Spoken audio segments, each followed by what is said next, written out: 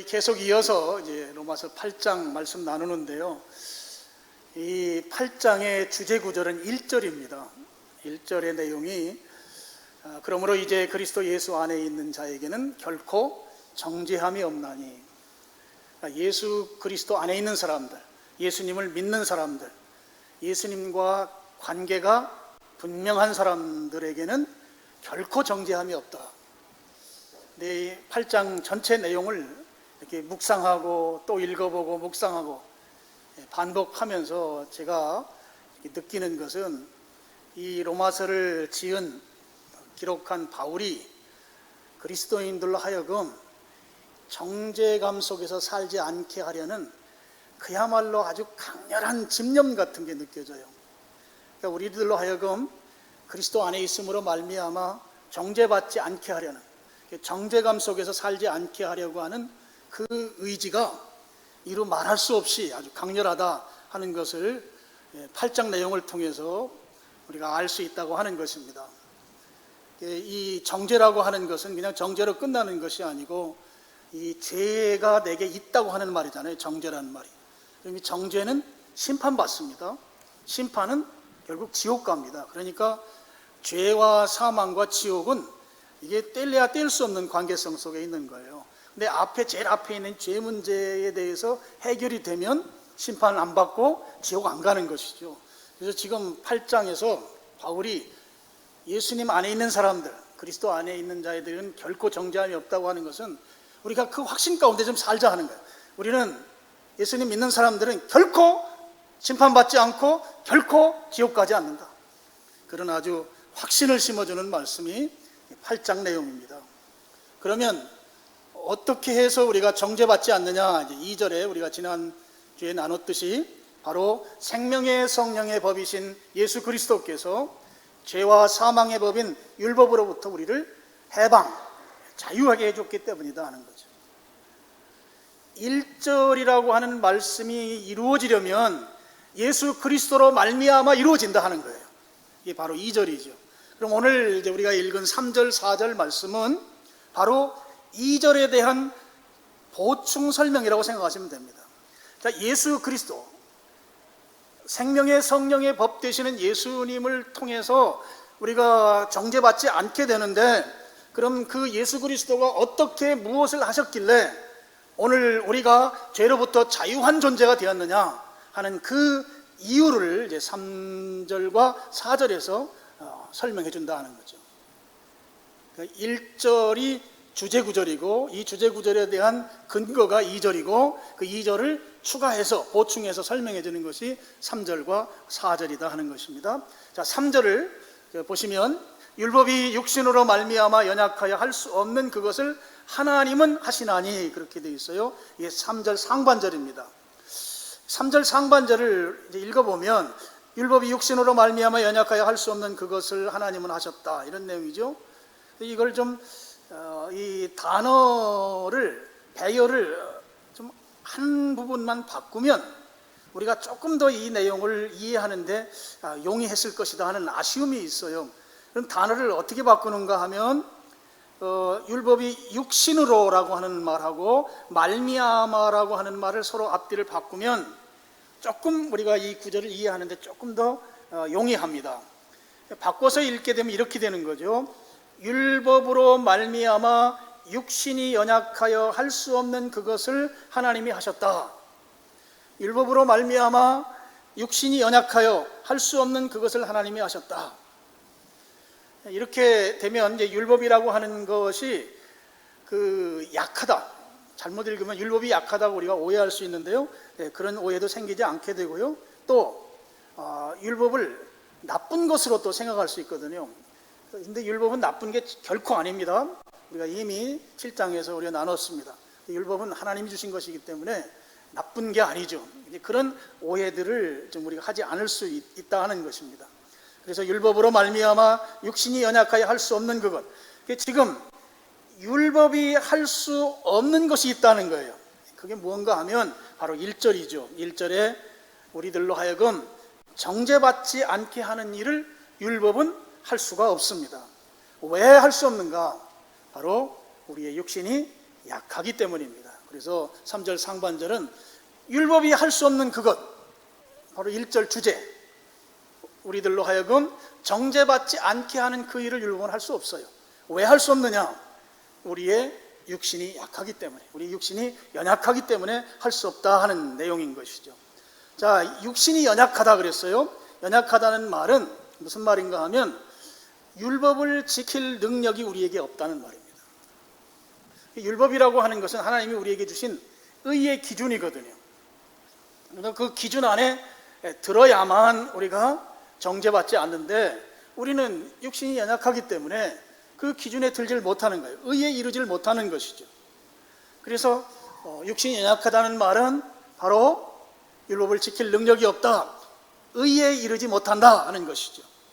자, 의에 이르지 못한다고 하는 말은 또 바꿔 말하면 우리들이 의에 이르지 못하게 되니까, 의와 죄는 서로 이 상대적 개념이에요. 그러니까 의에 이르지 못하면 우리는 죄에 거하게 되는 것이에요.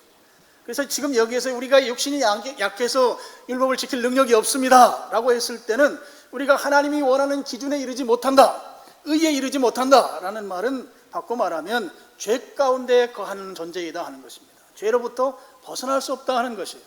우리는 육신이 약하기 때문에, 연약하기 때문에 죄에 거할 수밖에 없는 존재다.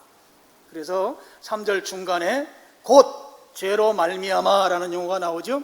바로 이 말이 그런 의미를 담고 있습니다. 여러분, 우리는 육신이 연약한 존재입니다. 예를 들면 이런 거예요. 지금 올림픽 시즌이잖아요. 우리나라가 세계에서 아주 강한 면모를 보이는 것이 총활칼이래요. 싸우는 무기는 한국이 아주 잘 만들고, 지금 우리나라가 무기 수출에서 전 세계에서 탑5 안에 들어간다고 그러더라고요. 그만큼 남북이 서로 대치해 있으면서 무기 개발을 너무 잘해놔가지고 전 세계에서 우리나라로 무기 사러를 많이 오는 것 같아요. 그래서 여러분 자제들 가운데 무기 회사에 다니는 그런 자녀들이 있으면 복 받은 줄로 아시면 됩니다. 지금 다른 데는 불황이고 부도 나도 무기 회사는 절대 부도가 안 나요. 전 세계에서 돈 싸들고 우리나라에 무기 사러 온대요. 그런데 그것뿐만 아니라 올림픽 가서도 총 쏘는 거 잘하고, 활 쏘는 거 잘하고, 칼이 뭐죠? 펜싱 잘하고, 하여튼 싸우는 쪽으로는 한국 사람들이 아주 잘하는 거예요. 근데 제가 그런 얘기를 하려고 하는 게 아니고, 활 있잖아요. 이 양궁이라고 하는 거, 우리나라 금메달을 몇 개 땄다고 그러더라고요. 근데 이 양궁은 표적이 있잖아요. 관역. 그 관역의 중심에 가깝게 화살을 맞춰야만 높은 점수가 나오죠. 그래서 점수가 높아야만 메달을 딸 수가 있습니다. 자, 이거를 오늘 우리가 육신이 연약하다는 부분하고 좀 이렇게 견주어서 한번 생각해 보세요. 자, 양궁 선수가 있습니다.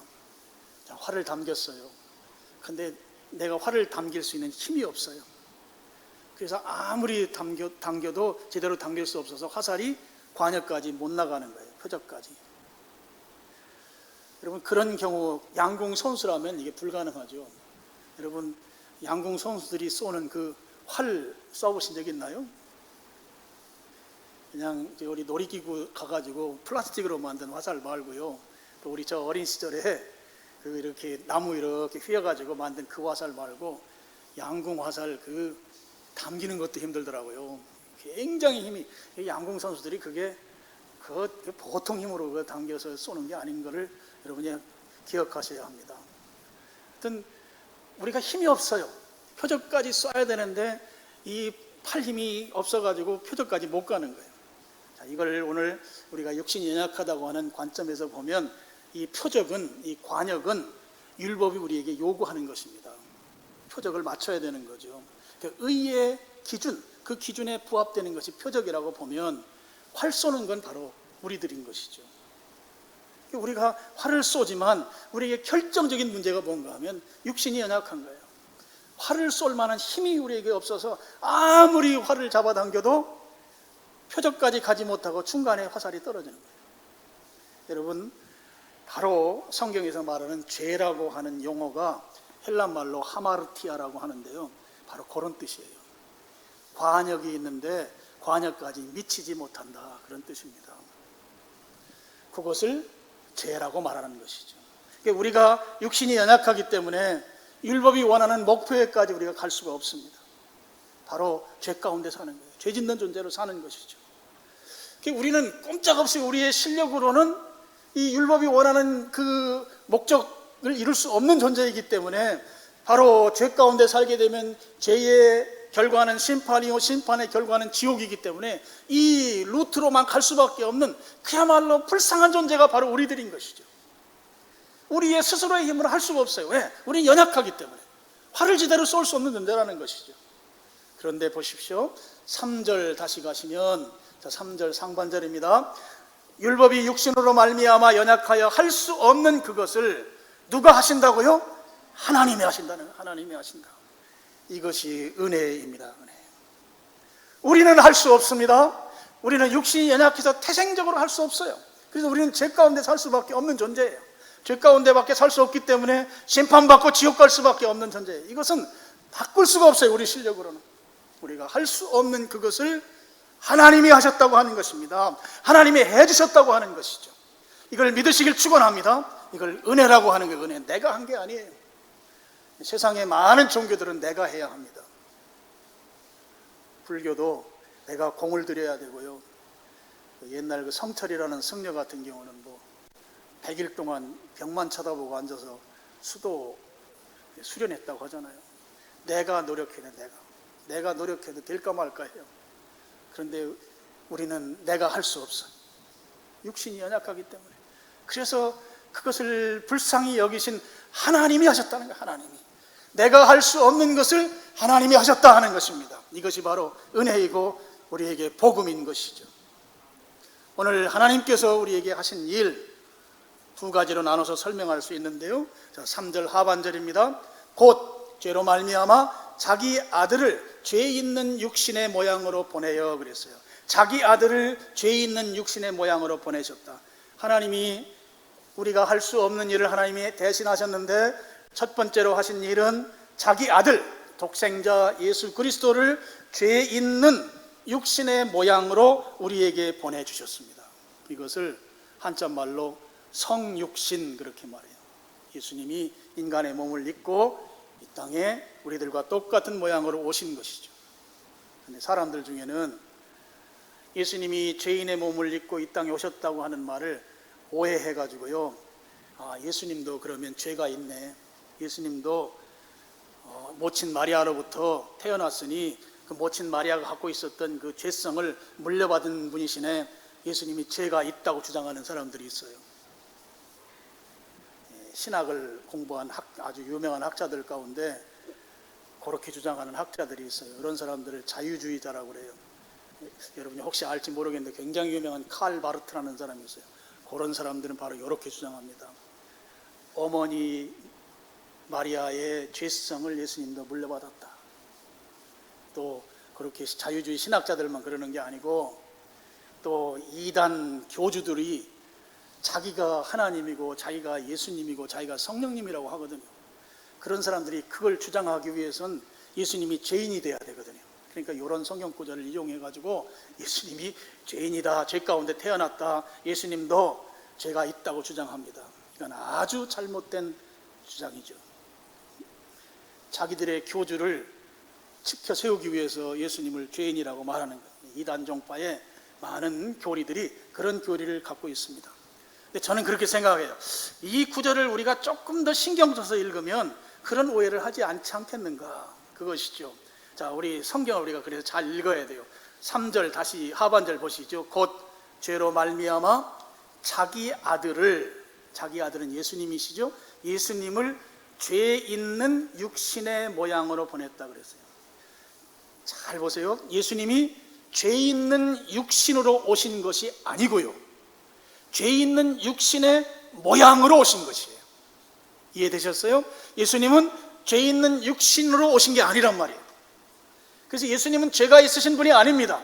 인간의 모습만 가지셨을 뿐이시지 예수님은 죄인이 아니시라 하는 것입니다. 예수님은 죄를 알지 못하십니다. 본성 가운데 죄가 전혀 없으신 분이신 것이죠. 우리의 죄의 대가를 치르시기 위해서 죄 있는 육신의 모양, 모습으로 오신 것이죠. 그리고 우리 성경을 조금만 신경 써서 읽어도 그런 오해에 빠지지 않는다 하는 거예요. 히브리서 4장 15절 말씀, 우리 스크린 보고 큰 소리로 한번 읽겠습니다. 시작. 우리에게 있는 대제사장은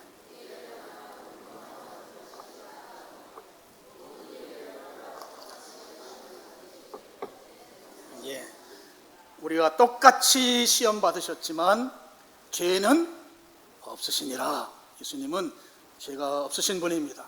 자, 하나님께서 우리가 할 수 없어서 하나님이 직접 하셨는데 우리가 하지 못하는 일을 하나님이 하셨다. 두 가지 측면에서 설명하면, 첫 번째는 예수님을 죄 있는 인간의 모양으로, 인간의 모습으로 이 땅에 보내주셨다. 첫 번째 하신 일이에요. 두 번째 한 일은 3절 마지막 부분입니다. 육신에 죄를 정하사라는 거예요. 그러니까 예수님의 육신으로 오신 그분에게 죄를 정했다는 것은 그분에게 죄에 대한 대가를 물으셨다는 거죠. 유죄 선고를 내렸다는 말입니다.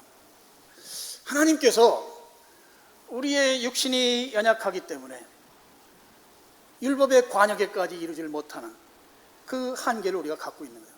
그래서 관역에 이르지 못하기 때문에 우리는 그것을 죄 가운데 산다 표현합니다. 근데 그 결과, 죄 가운데 사는 이 부분에 대해서 예수님이 우리로 하여금 죄 가운데 살다가 사망과 지옥에 갈 것을 예수님에게 대신 담당시키시는 일을 한 것에 대해서 3절 마지막에 육신의 죄를 정했다, 이렇게 표현한 것입니다. 예수님이 율법의 요구대로 죄인들에게 선고될 심판과 지옥의 그 대가를 예수님이 받으심으로 말미암아 4절 마지막에 나오는 율법의 요구가 이루어지게 하심이니라 라고 하는 율법의 요구를 완전히 예수님께서 충족시키셨다 하는 것입니다. 그래서 더 이상 율법은 우리들에게 와서 시비를 걸 수가 없어요. 예수님께서 율법의 요구를 다 충족시켜 주셨기 때문입니다. 내가 빚을 졌어요. 한 100만 원 정도 빚을 졌는데, 그럼 이제 채권자가 와서 저한테 빚 갚으라고 하지 않겠어요? 근데 나는 갚을 돈이 없어. 그러니까 저 채권자가 나를 만나러 오면 나는 이제 피하거나 전화를 끊어놓거나 막 이러겠죠. 그런데 그렇게 채권자가 나를 향해서 이 돈 갚으라고 막 시달릴 때 하나님께서 한 사람을 통해서, 야, 저 사람 그 돈 그거 다 갚아줘. 나는 돈이 없어서 갚질 못하는데 하나님이 어떤 사람을 통해서 그 빚을 다 대신해서 갚게 해주신 거예요. 그럼 그 다음부터는 나는 빚 갚을 일이 없는 것이죠. 그리고 채권자가 와서 나한테 돈 달라고 할 일이 전혀 없는 것이죠. 바로 이제 그런 의미인 것입니다. 예수님께서 율법이 요구하는 것을 다 들어줬기 때문에 이제 더 이상 율법은 우리에게 와서 그 요구할 수 없다고 하는 것이죠. 그래서 하나님이 자기 아들, 바로 독생자 예수님에게 우리가 져야 할 죄와 그 대가를 담당시키셔서 예수님이 그 죄의 대가를 다 치르심으로 말미암아 우리는 더 이상 정죄 가운데 살지 않아도 된다 하는 것이에요. 예수님이 정죄받으셨기 때문에, 그리고 심판받으셨기 때문에 우리는 이제 정죄함으로부터 자유한 존재가 된 것입니다. 우리에게는 더 이상 심판이 없는 것입니다. 여러분, 이 사실을 믿으시길 축원합니다. 여러분, 이 로마서가 너무너무 중요한 것이 우리들로 하여금 분명한 말씀을 통해서, 야, 정죄감 속에 살지 말아라. 정죄와 심판과 지옥이라고 하는 우리가 도무지 해결할 수 없는 것 하나님이 해결해 주셨다. 이 사실을 믿고 살으라는 것입니다. 중요한 한 가지가 남았습니다. 중요한 것은 예수님께서 율법의 요구를 다 들어주심으로 우리가 정죄당하지 않습니다. 그런데 정죄당하지 않는 대상이 제한적이라는 거예요. 누구나 다 정죄당하지 않는 것이 아니다 하는 것입니다. 보편성이 아니라 제한적이라는 것이에요.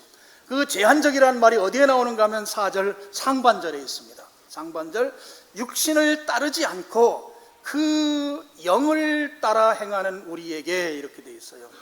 육신을 따라 행하지 않는다. 육신이란 말은 우리가 죄의 지배를 받으면서 죄의 본성대로 사는 걸 말하죠. 그러니까 죄를 따라서 살지 않고 그 영이란 말은 성령님을 말합니다. 성령님을 따라서 사는 삶을 말하는 것이죠.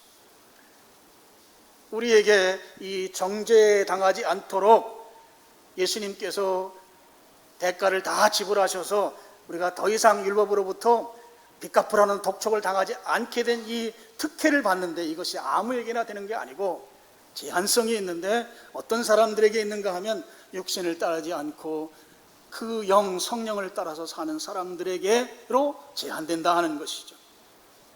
성령을 따라 행한다는 말은 바로 성령님의 지배 아래서 사는 삶을 말해요. 성령님의 통치하심 아래서 사는 것을 말합니다. 제가 지난번에 말씀드렸어요. 우리의 구원 사역에 있어서 성령님이 하시는 일은 예수님의 십자가의 희생을 나에게 적용시키는 분이 성령님이시다는 것입니다. 다시 말씀드리면 예수님의 십자가와 부활이 나를 위한 구원의 사건이라고 믿어지게 하는 분이 성령님이시다 하는 거예요. 내가 스스로 믿으려고 아무리 노력해도 이게 믿어지는 게 아니에요. 성령님이 믿어지게 하시기 때문에 믿는 것입니다. 나로 하여금 예수님의 십자가의 희생과 부활의 그 은총이 내게 적용되도록, 나로 하여금 믿어지도록, 나를 위한 죽으심과 나를 위한 부활이라고 하는 그 믿음이 생기도록 하는 분이 성령님이시다 하는 것입니다. 그래서 고린도전서 12장 3절 하반절에 보면 성령으로 하지 아니하고는 누구든지 예수를 주시라 할 수 없느니라. 성령님을 통해서만 예수님이 주님이라고 고백할 수 있다고 하는 것이죠. 여러분, 만일 성령님이 아니었다면 우리는 예수님의 십자가의 그 은혜와 부활의 은총이 나를 위한 것으로, 내가 구원받는데 그 사건이 내 것이라고 하는 것을 믿을 수가 없게 되는 것이죠. 제가 가만히 생각해 봤어요. 여러분, 예수님이 죽으셨다가 부활하셨어요. 여러분, 이거 믿으시죠? 근데 이것이 그냥 제3자의 이야기로 끝날 수 있어요. 어떻게? 여러분, 제 초등학교 다닐 때 이렇게 제가 서산군이라는 데서 아주 시골에서 태어났거든요. 초등학교 다닐 때 그 독서 대회 같은 게 있었어요. 그때 이제 제가 읽었던 책이 삼국유사라는 책을 읽었어요. 근데 요즘은 그래도 책이 글씨도 크고 잘 나오는데 그때는 세로로 된 글씨, 참 옛날 사람인 거죠. 그러니까 세로로 된 책, 그 글씨도 조그맣고 활판 인쇄라서 막 오자도 많고, 아무리 읽어도 이해가 안 되는 그런 책을 읽고 나중에 이제 독서대회 가서 이제 시험 봐가지고 상 받는데 저는 상은 못 받았어요. 거기까지 실력이 안 되더라고요. 근데 거기에 보니까 삼국유사에 박혁거세가 나와요. 박혁거세가 신라의 시조입니다. 근데 놀랍게도 이 사람이 아래에서 태어났대요. 다 아는 얘기를 왜 그렇게 심각하게 하냐고요. 다 아는 얘기잖아요. 박혁거세가 아래에서 태어나서 신라라는 나라가 생겼다. 제가 어머니 뱃속에서부터 예배당을 왔다 갔다 한 사람이기 때문에 그걸 믿었을까요? 전혀 믿지 않았어요. 그러니까 그냥 이야기인 거야. 그래, 그냥 이 얘기책에 나오는 아래에서 태어났다고 하는 건 그런 이야기다. 만약에 우리에게도 마찬가지죠. 성령님이 아니면 예수님의 죽으심과 부활은 그냥 단순한 하나의 스토리로 끝나는 거예요. 그래? 2000년 전에 그런 일이 있을 수도 있겠지. 그냥 이야기로 끝나는 거예요. 제3자의 사건으로 끝난단 말이죠. 근데 성령님이 계시기 때문에 그분이 우리로 하여금 예수님의 죽으심이 나를 위한 죽으심이고 예수님의 부활이 나를 영원히 살게 하기 위한 부활이라고 하는 것이 믿어지게 만들었다 하는 것입니다.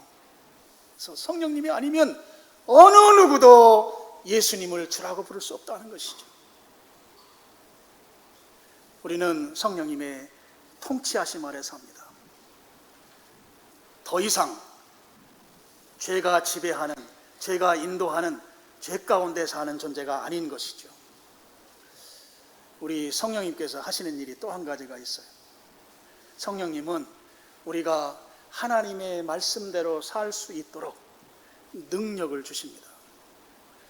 우리를 구원하시는 일도 그분이 하셨지만 동시에 구원받은 이후의 삶도 하나님의 뜻대로 살아갈 수 있도록 성령님께서 우리에게 능력을 부어주신다는 것이에요. 여러분, 우리 성경 한 구절 보겠습니다. 스가랴 4장 6절 7절입니다. 우리 스크린 보고 또 큰 소리로 같이 한번 읽겠습니다. 시작.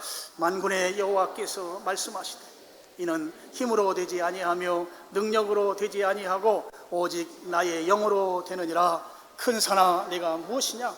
네가 스룹바벨 앞에서 평지가 되리라. 이 말씀은요, 이스라엘 민족이 망했어요. BC 586년에 망하고 바벨론이 쓸만한 사람들 다 포로로 잡아가서, 바벨론은 지금의 이라크입니다. 이라크 쪽으로 데려가가지고 아주 죽을 고생을 하는 전쟁 노예가 돼서 고생을 하면서 살았어요. 살면서 우리가 왜 이렇게 이 외국에 나와가지고 우상을 섬기면서 이 노예로 살아야 되는가, 자신들을 돌아보니까 하나님을 예배하는 삶을 제대로 살지 못했던 게 이제 깨달아진 거예요. 하나님이 예배하는 삶 제대로 안 살고 우상 숭배하고 그냥 혼합주의 신앙으로 하나님도 섬기면서 우상도 섬기면서 하나님 아닌 것을 하나님같이 여기면서 살아왔던 거, 이거 하나님 엄청 싫어하는 것이구나. 노예로 고생하면서 그걸 깨달았어요. 그리고 70년 만에 그들이 다시 본국으로 귀환해요. 바벨론이 이란에게 망해요. 이란에게 망해서 이라크가 이란에게 망한 거죠. 망해서 이제 돌아옵니다. 돌아와가지고 그들이 맨 먼저 한 일이 성전을 다시 재건하는 일이에요. 솔로몬 시대에 아주 위대하고 장엄하게 지은 성전은 이미 불타서 다 회파됐는데 우리가 성전을 다시 짓고 하나님 예배 회복해야 되겠다. 당시의 지도자가 스룹바벨입니다. 스룹바벨을 중심으로 해서 와서 성전을 짓는데 이게 방해가 너무너무 심한 거예요. 사마리아 사람들이 와서 방해하고 또 열심히 할 것 같이 하다가 돌아와서 또 딴만 먹는 사람들도 생기고, 힘들다고 자기 고향으로 돌아가 버리는 사람들도 생기고, 이 일이 잘 추진이 안 되는 거예요. 그때 스가랴 선지자를 통해서 하나님이 스룹바벨에게 주신 메시지가 바로 오늘 읽은 그 말씀입니다. 만군의 여호와께서 말씀하시되 이는 힘으로 되지 않는다. 사람이 가지고 있는 그 능력으로 되지 않는다. 어떻게 될 수 있는가? 오직 나의 영, 성령으로 된다 하는 것이죠. 큰 산아 내가 뭐냐? 스룹바벨 앞에서 평지가 될 것이다. 여러분, 성령님은 우리들로 하여금 예수님을 믿게 만드는 그런 분이십니다. 동시에 그 성령님, 우리가 예수님 말씀 안에서 살아갈 수 있는 능력을 우리에게 부여하는 분이시라는 것을 믿으시길 축원합니다. 우리가 말씀대로 살 수 있도록 하는 것이죠. 그래서 우리 앞에, 여러분 앞에, 내 앞에 큰 산, 내가 아무리 내 실력으로 넘어가려고 해도 올라가지 않는 그 험한 산, 그 산이 있을지라도 그 산을 평지로 만드는 분은 바로 성령님이시다 하는 것이죠. 오늘 그 성령님을 믿으시길 축원합니다. 성령님께서 여러분에게 있는 큰 산을 평지로 만들어 주실 것입니다. 그 만들어 주시는 그 성령님을 체험하기를 축원합니다. 오늘 그 은혜가 여러분에 있기를 바라요. 자, 말씀 결론입니다. 우리 스스로의 힘으로는 정죄에서 벗어날 수가 없어요. 왜요? 우리가 육신이 연약하기 때문에 활을 쏴도 관역을 맞출 수가 없다 하는 것입니다. 정죄에서 벗어나지 못하면 결과가 심판과 지옥이에요. 이것을 불쌍히 여기고 하나님이 직접 나서 주셨습니다. 하나님께서 해주셨다고요. 그래서 우리는 이걸 복음이라고 말해요. 내가 한 게 아니에요. 은혜라고 말해요. 내가 한 게 아니기 때문이에요. 하나님이 해주셨습니다. 하나님께서 하셨는데 바로 자기 아들을 죄 있는 우리 인간의 모양으로 이 땅에 보내주시고 그분에게 우리가 당해야 할 죄의 대가를 당하도록 하셔서, 그래서 3절 마지막에 나오는 대로 예수님의 육신의 죄를 정하셨다. 바로 죄를 감당하게 하셨던 것을 예수님께서 하심으로 말미암아 우리에게 요구하는 빚쟁이 율법이 요구하는 것을 다 예수님이 하셨기 때문에 나는 율법의 요구를 충족시킨 존재가 되고 이제 더 이상 율법은 나에게 와서 왈가왈부할 수 없다고 하는 것이죠. 오늘 우리는 예수 그리스도로 말미암아 죄와 사망으로부터 해방된, 자유하게 된 그런 은혜를 입은 존재라고 하는 것입니다. 근데 그 존재가 되는 것은 4절 상반절에 나오는 대로 성령님을 따라 행하는 자에게, 성령님과 동행하는 자, 성령님의 지배 아래, 통치 아래 사는 자에게 그 은혜가 주어진다고 하는 이 주님의 이 정죄하심으로 벗어나는 것이 제한적인 은혜라고 하는 것을 여러분이 또한 기억하시길 바랍니다. 중요한 것은 오늘 우리는 예수님을 주라고 불러요. 고백해요. 여러분, 예수님이 여러분의 주님이십니까? 정말 주님이시죠? 네. 여러분, 우리는 우리의 삶을 이제 성령님께서 통치하실 것입니다. 그래서 여러분이 성령님께 마음문을 여는 게 중요해요. 너무 이렇게 옹고집으로 있으면 안 돼요. 마음을 열어요.